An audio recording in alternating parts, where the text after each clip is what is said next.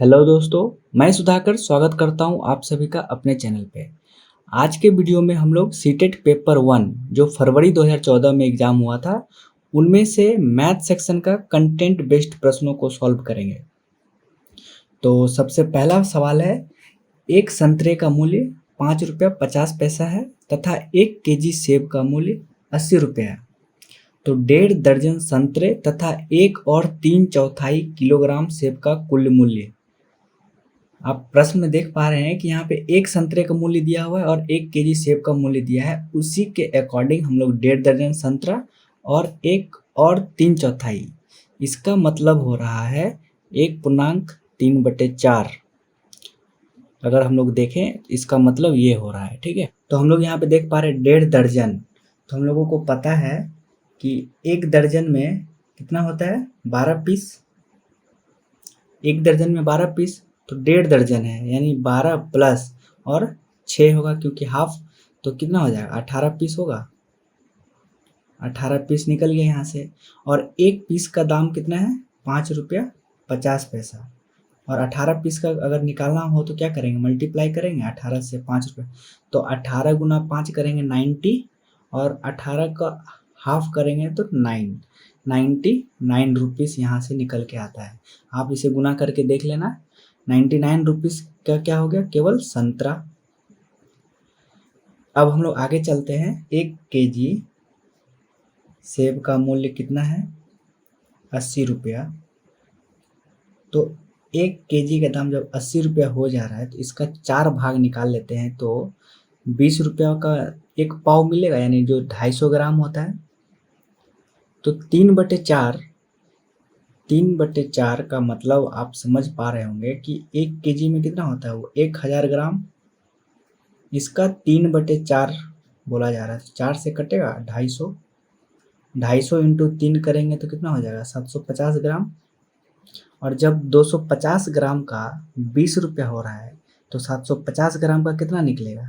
जब 250 गुना 3 करने से 750 हो रहा है तो इधर भी 3 करेंगे तो क्या हो गया, 60 रुपया निकल के आ गया। और 1 केजी का दाम इधर 80 रुपया दिया हुआ था। तो अब हम लोग क्या करेंगे, इसको और इसको, क्यों, क्योंकि 1 और 3/4, ये और का मतलब हो रहा है यहाँ पे ऐड करना, ठीक है। तो 80 प्लस 60 140, ये क्या निकल गया, सेब। यहाँ पे क्या निकला था, संतरा। अब यहाँ पे बोला जा रहा है कुल मूल्य। कुल मूल्य का मतलब इसको और इसको ऐड कर देने के बाद जो आएगा इस ऑप्शन में मैच कर जाएगा। तो अब हम लोग कुल मूल्य देखते हैं। तो यहाँ पे लिखेंगे कुल मूल्य इक्वस टू 99 प्लस 140। ये हो गया संतरा, ये हो गया सेब। अब इसको ऐड करते हैं तो 140 60 39 239 रुपीज़ ये निकल के आता है। तो ये ऑप्शन नंबर मैच किस में कर रहा है, सी में। तो ये आंसर नंबर सी होगा। अब हम लोग नेक्स्ट सवाल देखते हैं। 14 लीटर 280 मिलीलीटर संतरे का जूस और 18 लीटर 830 मिलीलीटर गाजर का जूस, यानी 14 लीटर 280 ml संतरे का जूस दिया हुआ है और 18 लीटर 830 ml जो है गाजर का जूस दिया है। दोनों को एक साथ मिलाया गया। इस मिश्रण में से 15 बोतलों को, जिनमें से प्रत्येक में 1.5 लीटर मिश्रण आता है, शेष कितना मिश्रण बचा। शेष कितना मिश्रण बचा ये पूछा जा रहा है। सबसे पहले हम लोग देख पा रहे हैं कि संतरे का जूस और गाजर का जूस को एक साथ मिला देने के बाद जो मिश्रण बनता है और 15 बोतल को भरा गया, जिनमें से एक बोतल में कितना आ रहा है, 1.5 लीटर। उसके बाद जो बचा है इस ऑप्शन में से हम लोगों को सॉल्व करना है और मैच कर जाएगा, ठीक है। तो हम लोग सबसे पहले क्या करते हैं, सॉल्व करते हैं। यहाँ पे क्या करते हैं ना, संतरा का जूस प्लस गाजर का जूस को ऐड कर देते हैं, ठीक। तो 14 लीटर 280 मिलीलीटर और 18 लीटर और 830 मिलीलीटर को ऐड कर देते हैं। तो 0 8 3 11 8 10 1 8 2 10 और 1 11, 1 हाथ मेरा 1, 8 4 12, 1 13, 1 1 2 1 3, यानी टोटल कितना हो गया? दोनों को जब हम लोग ऐड किए तो कितना मिश्रण हो गया? 33 लीटर और 110 मिलीलीटर। ठीक है, अब हम लोग देख रहे हैं कि एक बोतल में, हम लोग यहाँ पे देख रहे हैं एक बोतल में 1.5 लीटर अट रहा है, तो 15 बोतल दिया हुआ है, 15 गुना 1.5 करते हैं, एक पॉइंट हटाएंगे 0 आएगा, और 15 का स्क्वायर कितना होता है? 225 बटे 10 को करेंगे तो कितना हो गया? 22.5 लीटर, ये लीटर हो गया। यानी 15 बोतल में हम लोग ये देख पाए कि 33 लीटर में से 22.5 लीटर मिश्रण चला गया, तो शेष कितना बच रहा है? शेष के लिए हम लोग क्या करेंगे? टोटल में से इसको माइनस कर देंगे तो रिमाइंडर बच जाएगा जितना शेष। यहाँ पे क्या किया? 15 का स्क्वायर हम लोगों को पता है 225 होता है, नीचे एक 10 आया, इसको फिर पॉइंट हटा 0 हटाना होगा तो पॉइंट दे देंगे यहाँ पे एक अंक के बाद, आगे 22.5। अब आप इसको गुना करके देख लेना, 225 ही आएगा और 22.5 लीटर ही आंसर आएगा। ठीक है, अब हम लोग क्या करते हैं? शेष निकालना होता है ना, तो हम लोग अब यहाँ पे शेष लिख लेते हैं। शेष निकालने के लिए क्या करेंगे ना, 33 लीटर 110 मिलीलीटर में माइनस कर देंगे 22 लीटर और 500 मिलीलीटर, माइनस कर देंगे तो 0 में से जाएगा 0, 11 में से 1 में से 0 जाएगा 1, यहाँ पे बचा 11 में से 5 जाएगा 6, यहाँ पे बचा 2 में से 2 जाएगा 0, 3 में से 2 जाएगा 1, यानी 10 लीटर 610 मिलीलीटर। ये हो रहा है ऑप्शन। ऑप्शन को अगर हम लोग मैच करते हैं तो 10 एक ही ऑप्शन में आ रहा है, 610, ऑप्शन नंबर डी जो है ये मैच करेगा। ठीक है, कैसे सॉल्व किया? अकॉर्डिंग टू क्वेश्चन हम लोग चले, तो इस सवाल में बोला जा रहा है 70560 में 5 और 6 का स्थानीय मान, स्थानीय मान यानी प्लेस वैल्यू का गुणनफल बोला जा रहा है। गुणनफल मतलब मल्टीप्लाई करेंगे। अब हम लोग 5 और 6 का स्थानीय मान, 5 यहाँ है 6 यहाँ है, तो 5 का स्थानीय मान हम लोगों को अगर निकालना चाहें तो क्या होगा? 5, उसके बाद 2 0 होगा क्योंकि 2 अंक है। अब 6 का स्थानीय मान अगर निकालना चाहें तो 6 के बाद एक ही अंक है, तो इसलिए एक 0 यहाँ बैठा दिए। अब अगर हम लोग इसको मल्टीप्लाई करें तो 1 0 2 0 3 0 और 6 × 5 30,000, और ऑप्शन नंबर सी जो है करेक्ट है। आसानी से हम लोग पता कर पाए कि कौन सा ऑप्शन सही है, तो इसी तरह आप भी आसानी से सॉल्व कर पाएंगे।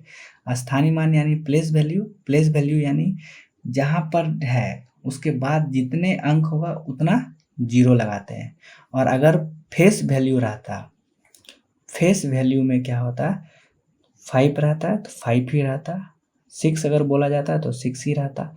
अगर यहाँ पर स्थानीय मान की जगह अगर फेस वैल्यू होता तो हम लोग क्या करते, 5 का फेस वैल्यू 5, 6 का फेस वैल्यू 6, इसका मल्टीप्लाई करते, ओनली 30 आंसर होता, जो ऑप्शन नंबर डी होता। कब? जब फेस वैल्यू बोला जाता, बट यहाँ पर प्लेस वैल्यू बोला जा रहा है, इसलिए हम लोग 2 0 1 3 0 इस तरह से मल्टीप्लाई करके हम लोग आंसर को फाइंड करेंगे। इस सवाल में यहाँ पर बोला जा रहा है एक रेलगाड़ी स्टेशन पी से, कोई एक स्टेशन पी ले लिया है, वहाँ से सुबह में एम है, एम यानी सुबह में 8:18 पर चलती है, और क्यू पर जो दूसरा स्टेशन है क्यू, उस पर उसी दिन 10:28 PM यानी 10:28 रात पर पहुंच जाती है।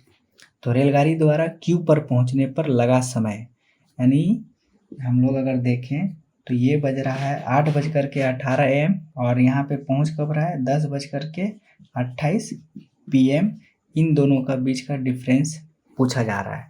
तो सबसे पहले हम लोग अगर यहाँ पे देख रहे हैं 8:18 AM और 8:18 PM में कितना हो रहा है? 12 घंटा हो रहा है। 12 घंटा इतना हो गया, इसमें 2 घंटा ऐड कर देंगे, 2 घंटा और ऐड कर देंगे तो यहाँ 14 घंटा हो जाएगा और यहाँ पे 10:18 PM हो जाएगा। ठीक है, और हम लोग इसके नज़दीक पहुँच रहे हैं 10:28 पे, और यहाँ 10:18 14 घंटा में कवर हो गया। और एक्स्ट्रा कितना मिनट लग रहा है? 18 और 28, 10 मिनट और एक्स्ट्रा लग रहा है। यानी इसमें अगर हम केवल 10 मिनट अगर हम जोड़ें तो यहाँ पे क्या हो जाएगा? 10:28 PM हो जाता, और यहाँ पर 14 में ट्रेन जो है क्यू स्टेशन पर पहुँचने में जो लगा समय है यही है। तो ऑप्शन नंबर अगर हम लोग मैच करते हैं तो ऑप्शन नंबर ए जो है करेक्ट होता है। क्वेश्चन को आप समझिए, 8:18 यानी सुबह में चला और रात का 10:28 PM में पहुंच गया। 8:18 से 8:18 AM से PM गए, 12 घंटा इधर हुआ, और उसमें अगर हम 2 घंटा केवल ऐड करते हैं तो 10:18 रात जो हो रहा है उसमें पहुंच गया, और यहाँ 28 है और यहाँ 18 हो रहा है तो 10 ऐड कर देंगे, यानी 14 घंटा 10 मिनट में हम लोग का जो ट्रेन है क्यू स्टेशन पर पहुंच जाएगा। अब नेक्स्ट सवाल देखते हैं। 3010301 इतना बड़ा संख्या है, इसको किससे डिवाइड करना है? 43 से भाग करने पर भागफल क्या है यानी क्वोशिएंट क्या है, ये हम लोगों को इस 4 ऑप्शन में से सिलेक्ट करना है। तो सबसे पहले अगर हम लोग भाग देना चाहें तो डायरेक्ट ही देना होगा, इसका तो कोई ट्रिक है नहीं। 301 को अगर हम लोग डिवाइड करें तो 4 3 है, यहाँ 301 है, तो 7 4 जा 28 होता है, 28 और 30 के आसपास जा रहे हैं तो 7 21, यानी ये 301 पूरा का पूरा कट गया 7 बार में। अब यहाँ पे बचा 0, इससे छोटा है, एक 0 देंगे तो यहाँ 3 उतरेगा, फिर एक 0 देंगे तो ये 0 उतरेगा, फिर भी 43 से नीचे है तो फिर एक 0 देंगे तो फिर ये 1 आ जाएगा। अब क्या करेंगे, फिर से 7 से मल्टीप्लाई करेंगे तो 301 में मल्टीप्लाई हो जाएगा, यानी फिर सब कट गया। तो ये ऑप्शन नंबर बी जो है करेक्ट आंसर है। 43 को जब हम लोग इसे डिवाइड करेंगे तो 7 का टेबल में 7 बार मल्टीप्लाई करने के बाद तो 301 आ जा रहा है, लेकिन ये 0 तो ऑटोमेटिक यहाँ पे आ जाएगा। उसके बाद ये जो 0 है, 3 को नीचे लाने के लिए एक 0 यहाँ रखते हैं तो फिर 3 आया, फिर 3 इससे छोटा है, फिर एक 0 रखे तो ये आया। अभी भी 30 जो है 43 से छोटा है, इसलिए अब हमको इसको लाने के लिए फिर से एक 0 रखे तो ये 1 आ गया। अब क्या हो गया, 43 से बड़ा हो गया। अब 43 से 7 बार फिर से मल्टीप्लाई करेंगे तो 301 आ जाएगा, जो कि ये हमारा आंसर हो जाएगा। यहाँ पर सवाल में बोला जा रहा है कि 3001 और 101 को मल्टीप्लाई करने के बाद क्या माइनस करना है, क्या घटाएं कि 300 प्राप्त हो जाए। ठीक है, प्रश्न को एक बार फिर से बोलते हैं। 3001 इंटू 101 में क्या मल्टीप्लाई करने के बाद घटाएं कि 300311 प्राप्त हो जाए। तो हम लोग सबसे पहले क्या करते हैं, 3001 इंटू 101 को आसानी से मल्टीप्लाई कर लेते हैं।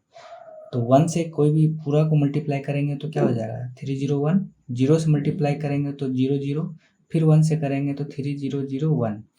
इसको ऐड अगर हम लोग कर ले 101303 ये मिला, और हम लोग इसमें से क्या घटाएं कि ये प्राप्त हो जाए। तो हम लोग क्या करेंगे, 303101 को 300311 माइनस कर दिए। 1 में से 1 जाएगा 0, 0 में से 1 जाएगा, यानी एक कैरी लेंगे 10, 10 में से 1 जाएगा 9, यहाँ पे बचा 0, फिर इससे कैरी लेंगे 10, 10 में से 3 जाएगा, क्या हो जाएगा 7, यहाँ बचा 2, 2 में से 0 जाएगा 2, 0 0 0 3 3 0, यानी क्या बचा 2790, यानी 2790 को अगर हम इसमें से घटा दे रहे हैं तो ये हम लोगों को मिल जाएगा। यही प्रश्न में बोला जा रहा था। तो हम लोगों का ऑप्शन नंबर क्या हो गया, 278, ए नंबर ऑप्शन जो है करेक्ट है। ऑप्शन नंबर ए जो है सही है। यहाँ पे दिया गया 10 दहाई प्लस 11 सैकड़ा प्लस 12 इकाई, ये हो गया वंस, ये हो गया टेंस, ये हो गया 100। तो सबसे बड़ा क्या हो रहा है 100, तो सबसे पहले हम लोग 11 100 लिए, उसके बाद टेंस लेंगे तो 10 दहाई, 12 इकाई। अब सब में क्या करेंगे, ऐड करेंगे क्योंकि ये ऐड है, इसको ऐड करने के बाद 2 1 1 1 2 1, यानी ऑप्शन नंबर सी जो है सही है। अब हम लोग फिर से देख लेते हैं, 10 दहाई का मतलब होता है, ये हो गया इकाई, ये हो गया दहाई, ये हो गया सैकड़ा। ठीक, इकाई का मतलब इसके पीछे कुछ नहीं होना चाहिए, तो 12 इकाई एक है, मतलब ये जो 12 है इसका कहने का मतलब है कि एक है, 12 से हमको मतलब नहीं है, लेकिन 12 इकाई है, यानी ये दोनों को एक लेके चला। 10 दहाई, इकाई के बाद क्या होता है, दहाई, यानी कि यहाँ पे जो भी लिखेंगे इसके पीछे क्या होगा, 1 0 होना चाहिए, तो इस जगह पे 10 लिखेंगे और दहाई के बदले 1 0 और बैठाएंगे, तब ये हो गया 10 दहाई, इसलिए हम लोग इस तरह से लिखे।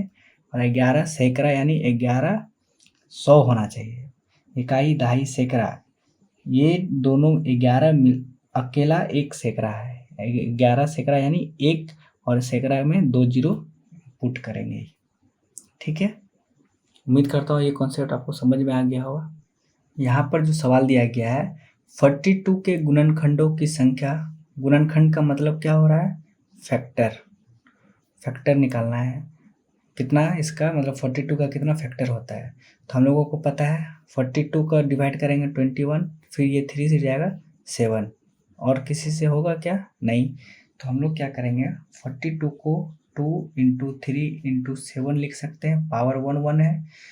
हम लोग इससे पिछले वीडियो में हम लोगों ने सीखा है कि फैक्टर निकालने के लिए जो पावर होता है, पावर में 1 ऐड करने के बाद मल्टीप्लाई कर देते हैं, पावर 1 है, 1 + 1 × 3 का पावर भी 1 है, तो 1 + 1, फिर पावर 1 है, उसमें 1 ऐड किए मल्टीप्लाई कर देंगे, 2 × 2 × 2 यानी 8, यानी 42 का फैक्टर कितना निकलेगा, 8। तो ऑप्शन नंबर बी जो है सही है। हम लोग जब भी फैक्टर निकालेंगे ये आसान विधि से ही निकालेंगे, इसमें टाइम कंज्यूम भी होगा और आसानी से बना भी पाएंगे। अब हम लोग नेक्स्ट सवाल देखते हैं। यहाँ पर बोला गया है, किसी वर्ग का परिमाप 20 सेंटीमीटर है, वर्ग का परिमाप 20 सेंटीमीटर है और एक आयत की चौड़ाई इस वर्ग की चौड़ाई के बराबर है, और लंबाई जो है इसकी चौड़ाई की 2 गुनी है, आयत का क्षेत्रफल ज्ञात कीजिए। यहाँ पे डाटा एक ठो केवल दिया गया वर्ग का परिमाप, हम लोगों को पता है वर्ग का परिमाप क्या होता है, 4 गुना भुजा, ये चीज़ हम लोगों को पता है पहले से। वर्ग का परिमाप कितना दिया है, 4, और 4 गुना भुजा अगर ए मानते हैं तो ए का मान कितना आ गया, 5, 4 डिवाइड करेंगे तो कट के क्या आएगा, 5 आएगा, यानी एक भुजा का मान ये आ गया। आगे में बोला जा रहा है एक आयत की जो चौड़ाई है इस वर्ग की चौड़ाई के बराबर है, यानी वर्ग का चौड़ाई हो या लंबाई हो, वर्ग का तो सब समान होता है, तो आयत का चौड़ाई यहाँ से हम लोगों को पता चल गया, ये क्या हो गया, आयत का चौड़ाई। अब आगे जब जा रहे हैं तो लंबाई जो है, आयत का लंबाई जो है चौड़ाई का 2 गुनी है, तो आयत की लंबाई अगर देखा जाए तो 2 गुनी है, यानी 2 गुना 5, यानी क्या हो गया 10 क्या सेंटीमीटर, और ये 5 सेंटीमीटर, तो 2 गुना 5 10 सेंटीमीटर, ये क्या निकल गया लंबाई, और चौड़ाई कितना निकला 5 सेंटीमीटर। तो अब हम लोगों को बोला क्या जा रहा है, आयत का क्षेत्रफल ज्ञात कीजिए। आयत का क्षेत्रफल का फॉर्मूला होता है जो हम लोगों को पता है, लंबाई गुना चौड़ाई, तो लंबाई यहाँ से कितना निकला 10 और चौड़ाई कितना निकला 5, यानी 50 सेंटीमीटर स्क्वायर, ये हम लोगों का आयत का क्षेत्रफल का मान आया है, तो ऑप्शन नंबर बी जो है करेक्ट है। अब हम लोग नेक्स्ट सवाल देखते हैं। यहाँ पर दिया गया है, किसी पिज्जा का 1/4 भाग, 1/4 भाग रेनू ने खा लिया। इसको हम लोग अगर एक भाग का 1/4 भाग खाया है तो हम लोग भाग को 1 मान ले रहे हैं, ठीक है। अब इसका 1/4 भाग खा लिया है, तो शेष पिज्जा को 12 बच्चों में, तो 1/4 भाग तो वो रेनू खा लिया है, ये क्या हो गया, रेनू खा लिया है। अब शेष पिज्जा, अगर यहाँ पे देखें शेष पिज्जा का भाग अगर हम लोग देखें तो बच कितना रहा है, 1 माइनस 1/4 यानी कि 3/4 भाग बचा हुआ है, शेष है। अब शेष पिज्जा को 12 बच्चों में बराबर बांट दिया गया, तो प्रत्येक बच्चों को पिज्जा का कितना भाग मिला है ये पूछ रहा है।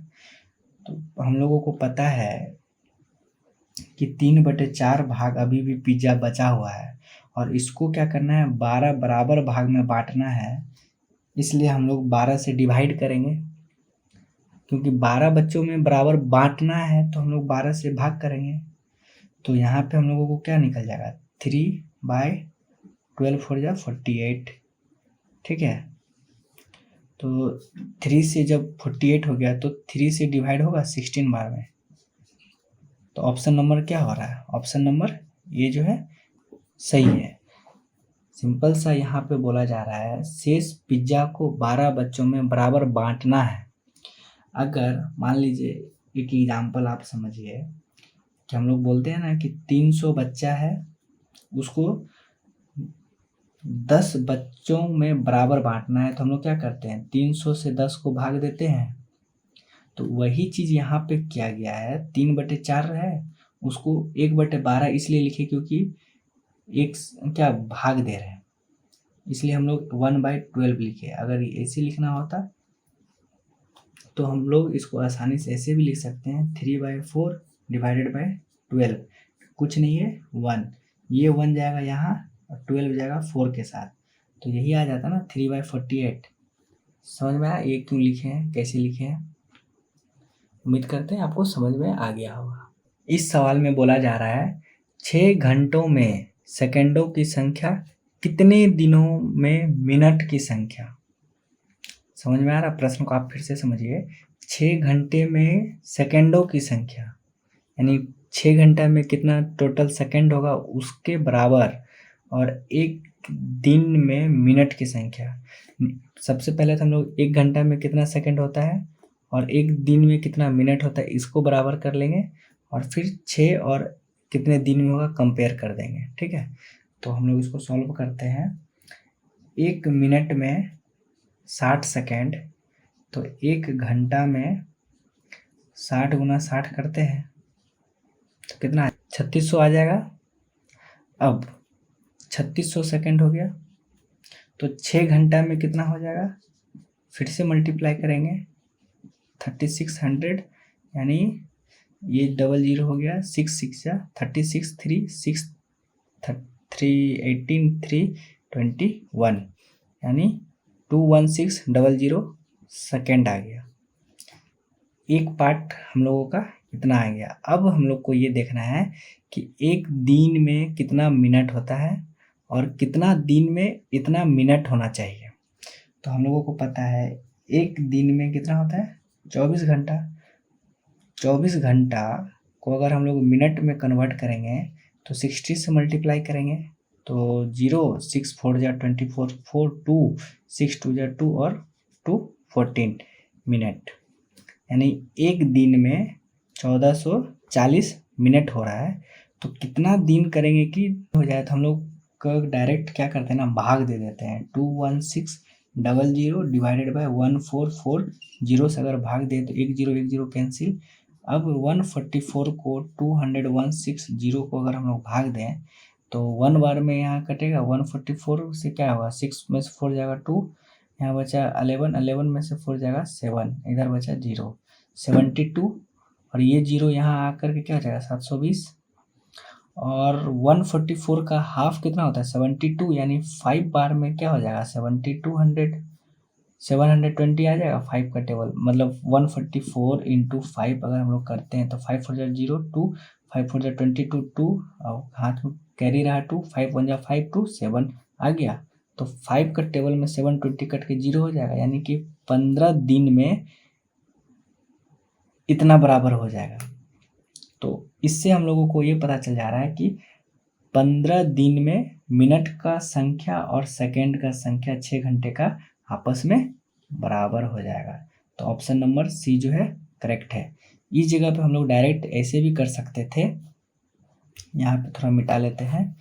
हम लोग डायरेक्ट ऐसे कर सकते थे कि 21600 सेकेंड आया ना, 21600 को डायरेक्ट 24 गुना 60 कर लेते हैं। एक दिन में ये आवर हो गया, ये मिनट हो गया। अब इसको कट करते तो भी आंसर 15 ही आता। यहाँ पे ये भी कर सकते थे या इस तरीक़ा से भी कर सकते थे, दोनों तरीक़ा से सेम आंसर ही आएगा। तो अब हम लोग क्या करते हैं, 36 और 60 का एलसीएम निकाल लेते हैं। तो 36 और 60 का एलसीएम निकालेंगे, 2 से जाएगा 18 और 30, फिर 2 से जाएगा 9, 15, 3 से जाएगा 3, 5, 5 3 जा 15, 3 जा 45, 2 जा 90, 2 जा 180। यानी कि हम लोग का एलसीएम 36 और 60 का एलसीएम कितना निकला, 180। यानी इसको अगर आप मल्टीप्लाई करेंगे 2 इंटू 2 इंटू 3 इंटू 3 इंटू 5 तो आएगा 180। अब HCF निकाल लेते हैं, किसका किसका, 18 और 45 का। ये तो हम लोगों को सीधा सब दिख रहा है कि 9 2 जा 18, 9 5 जा 45। तो हम लोग इसका डायरेक्ट HCF क्या होगा, 9। फिर भी आप साइड से निकाल लेना तो 9 ही आएगा। अब बोला जा रहा है 180 का और 9 दोनों को डिवाइड कर देने के लिए बोला गया है क्वेश्चन में। तो अब हम लोग अगर 9 से डिवाइड करते हैं 180 को, कितना बार में जाएगा, 2 बार में। 18 कैंसिल होगा, ये 0 यहाँ आ जाएगा तो क्या हो जाएगा, 20। तो ऑप्शन नंबर ये जो है करेक्ट आंसर हो रहा है। ठीक है, जब भी छोटा सार्वगुणज होगा एलसीएम निकाल लेंगे, और जब भी बड़ा सार्वगुणनखंड बोलेगा HCF निकाल लेंगे। बाकी यहाँ पे मल्टीप्लाई हो, ऐड हो, सब्ट्रैक्ट हो, कुछ भी हो उसके अकॉर्डिंग हम लोग सॉल्व कर देंगे, आंसर आ जाएगा। तो उम्मीद करते हैं अभी तक जो भी सवाल हम बताए हैं वो आपको समझ में आया होगा। अगर कहीं भी क्वेरी हो तो आप हमें पूछ सकते हैं। अगर आप हमारे चैनल पर नए हैं तो आप हमारे चैनल को सब्सक्राइब कर लें। मिलते हैं नेक्स्ट वीडियो में। Thank you.